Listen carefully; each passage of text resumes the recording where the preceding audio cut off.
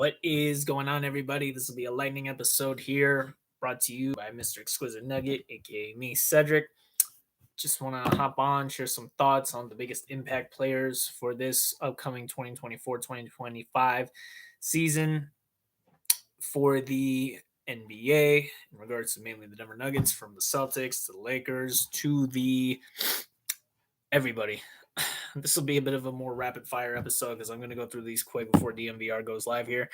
And I'll actually update right now on the WNBA semifinals. The New York Liberty are currently 1-0, have a 1-0 lead against Las Vegas Aces. I more than likely think they might win game 2 if they keep up that level of play from Stewie, Ionescu. The fact they both combined for almost 60 points, 55, I believe, or they combined over 50. And Stewie had a lights out performance. She only missed like several shots. Same with Ionescu. They both hit some very clutch buckets. Ionescu was hitting deep three after deep three like Curry. So that is always beautiful to imagine and just see them flourish. So definitely it's going to be great if they go back to the finals. Hopefully it'll be against the Lynx. And they are down right now actually against the Connecticut Sun, but it's okay because I'm pretty sure Nafisa Collier, Courtney Williams, Alana Smith, they're all going to get it together to be prepared for this game 2 tonight. It's actually tonight for the game 2 of the semis. A rematch versus Aces versus Liberty, and you got the Lynx versus the Sun. Should be interesting because the Sun, it's always weird how the Sun struggle against either if it's the Aces and they've beaten the Liberty and the Lynx. It's just they can't get past the Aces though for some reason. So it should be fun, most definitely to watch. And currently, right now, into this next segment, we'll go quick here. The biggest impact players, like you can see in the thumbnail, for the Denver Nuggets, it'll definitely be Russell Westbrook. What's with the current status of him just being a huge athletic energy type of player. Like he's definitely someone who will get your team hyped. He's the hype man basically. He'll definitely push Jamal, Jokic, everybody there to be a better version of themselves. A seasoned veteran after all the years he spent with either OKC to Houston to Washington to the Clippers.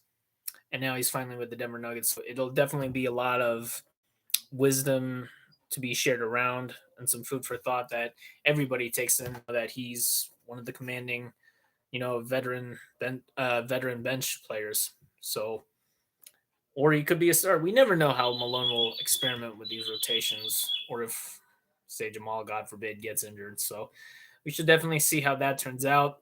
We also got,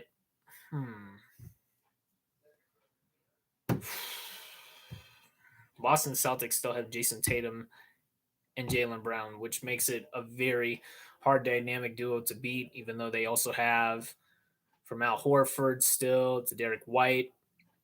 You've got for the Lakers, obviously LeBron and his son are going to be there. Bronny James, who is now entering the league, first time ever as a rookie. You've got, of course, the Clippers, who at least have Kawhi, but not really much they're going to be able to do.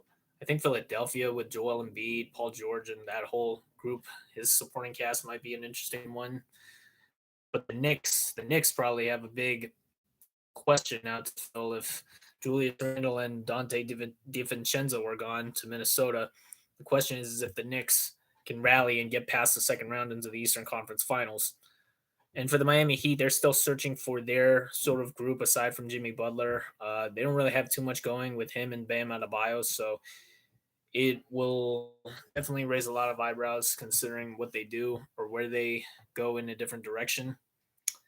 And the big team who we definitely want to come out on top on the West, I'd love to see probably Houston instead of Oklahoma City. But Oklahoma City, I think, is the biggest threat. What's with you got a great group of starters aside from Caruso and what's his name, a few others off the bench. It'll definitely be interesting to see if Minnesota or Denver, anybody can take on Oklahoma City aside from what Dallas did last year. And Dallas obviously still remains probably a favorite too, considering they made it to the finals. So with that being said, guys, with the pair ups with Luka Doncic, Kyrie, you've got Klay Thompson now on there, Gafford, Derek Lee. They got so many great threats, so many big men on the Mavericks to make another serious playoff run. So we shall definitely see how it all unfolds come into the season.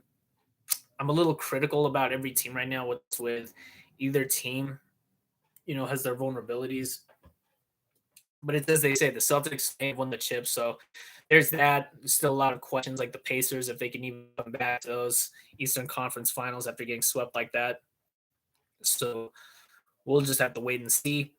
Other than that, guys, this was a quick episode breaking down some of the big potential duos that the NBA has. And stay tuned, guys, for the WNBA semis tonight. I definitely got the Lynx still, even though they may be down. This is the first time they've probably been down in a while. So we'll definitely have to stay tuned, locked on that. But yeah, guys, definitely have a good time. And as always, we will see you guys. I'll try to go more live this week, more than ever, just because it's a busy one. Maybe I'll go live tomorrow again, and then maybe Thursday. But my dad's birthday is Friday. My birthday was just a couple of days ago, so it was super fun. Other than that, guys, just recovering here from a fever. It's not that serious. But seriously, guys, stay tuned. And as always, Gear Harris.